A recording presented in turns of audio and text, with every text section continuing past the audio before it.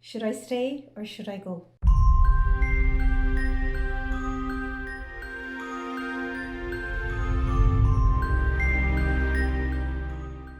This is one of the key questions I am regularly asked to read on as a soul reader. I'm Julianna Jay, the Soul Illuminator, and I'm here from numerologist.com to be your guiding force in this question of should I stay or should I go? You know, our relationships are some of the key things that will align us and let us know who we are and what we stand for. So every relationship that comes into our life has a meaning and has a purpose. And the key relationships in our life are vital to be things that uplift us, that hold our soul, that nourish us and nurture us rather than that cause misery. So as we begin to evolve in the spiritual path, we look for joy, we look for meaning, and we look for purpose. And relationships that we may have been on before this great awakening may feel like they're still supporting us, or they maybe feel a little bit outdated, or they may be causing complete misery, where the vibration of the old relationship that you were in is no longer what you need, and there is a whole mismatch going on between what you need and what the other person is able to offer you. So the first thing that I want to help you with is to say to you that don't make rash decisions about your relationship when you're emotionally charged. When conflict has come in and you have ended up in a heightened state of emotions and you feel trapped and you feel there's no way out, that is not a very good place to make your decision from. You need to hold yourself through the storm and come at this a few days later when the tide has turned, when your emotions have settled and when you feel more at ease within yourself. The only situation where I do not advise this is where there is emotional or domestic violence that is a threat to your human life. Then that's a whole different set of criteria, because you're in survival mode and the instincts that will be coming up will be very strong because you know you need to get out. These should be listened to, and it is important that you actually listen to your gut in situations like that. What I'm talking about is situations where there is choice, where there is a lot of emotions, there is a lot of hurt, there is maybe a lot of anger, and there is a lot of fear. When you're highly charged like that, it's not a great place to make those decisions from. So yes, feel into the body, feel and intute into the body, but also have a think about it. Bring in the rational mind as well, and really take time to say, what am I trying to solve here? What's coming up for me and how am I feeling? And point number 2 that I want to make is you need to think through the reasons that you want to stay in a relationship. And I find this is very positive if you use the power of the pen and actually sit down and write down the things that are supportive that the relationship is giving you. Calling them the advantages of the relationship sounds very cold. So I would prefer to look at the things that this relationship gives you. The things that feel good about this relationship, and the feelings that you have that come from this relationship that uplift you. I also want you to write down what doesn't uplift you and what doesn't serve you and what you feel is not what you need. And then I ask you to call in Archangel Gabriel and to ask Archangel Gabriel to guide your words and to sit and have this communication with the other party that you're in a relationship with you. You know, the most important thing about relationships is it's important that when you're in a relationship, you can relate to that person. So it's a key. Can I relate to this person? When I pour my heart out to this person, can this person relate to me? Can they hear my heart? Can I hear theirs? So we need to open the heart and leave space for wide communication and for divine intervention to be able to bring in the light, bring in the love if at all possible. And sometimes before you do this or after you do this, and only you will know, you may need a counsellor, somebody who's a third party to hear you out. My work as a strategic interventionist on relationships comes from a Tony Robbins based training on how to really bring around breakthroughs in relationships and helping you to make this decision. For me as a soul reader, I combine these traits with the training of Tony Robbins.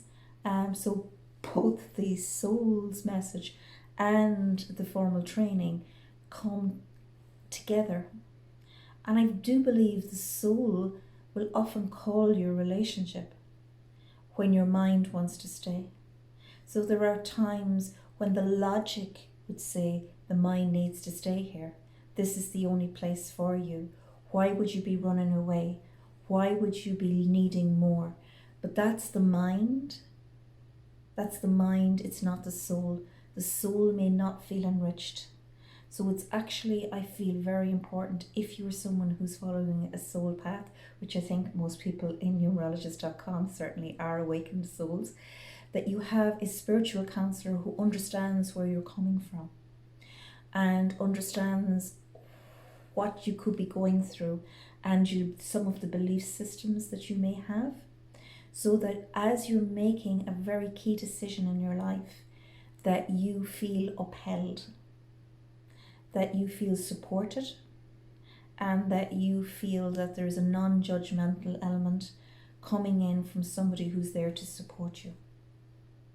So reach out, find a spiritual counselor who can really know what your heart and soul needs when you are in muddled situation or in a confused state. Take your time. Take your time.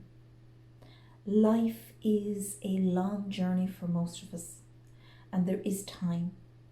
So don't feel like you're running out of time.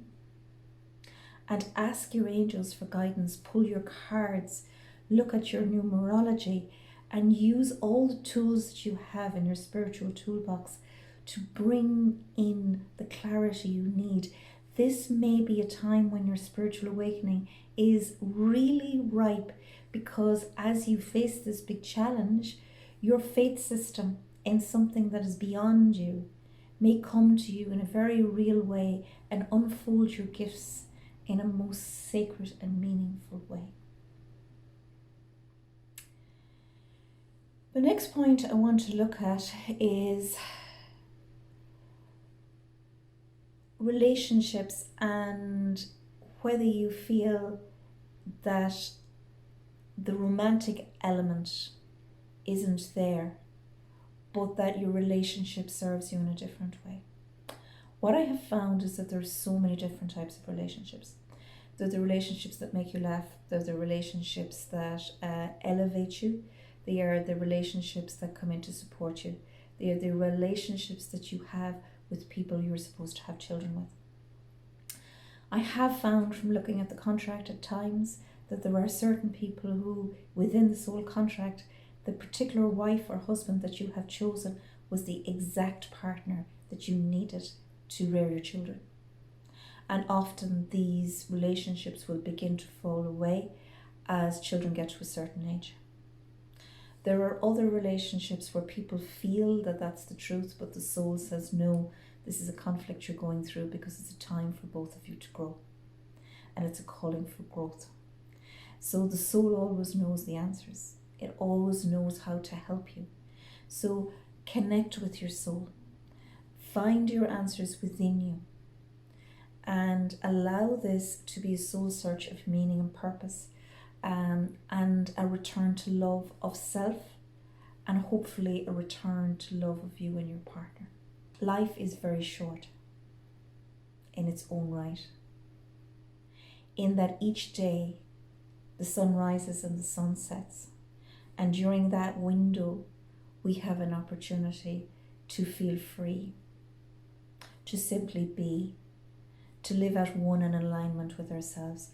So do not forget the clarity that the body is bringing you, because the body is our most effective spiritual messenger, and it will guard and it will guide you.